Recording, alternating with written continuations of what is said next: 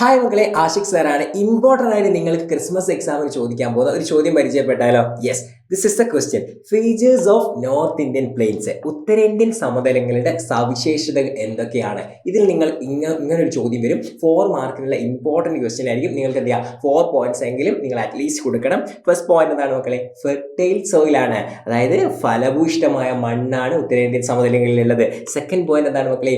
Plain ആയിട്ടുള്ള landscape ആണ് അവിടെയുള്ളത്, അല്ലെ? നിരപ്പാർന്ന ഭൂപ്രദേശമുണ്ട്. പിന്നെയുള്ളതാണ് abundant water supply from rivers, അല്ലെ? നദികളിൽ നിന്ന് നമുക്ക് ഒരുപാട് ജലം ലഭ്യത അവിടെയുണ്ട്. ആൻഡ് ദ ലാസ്റ്റ് പോയിന്റ് എന്താണ് മക്കളെ?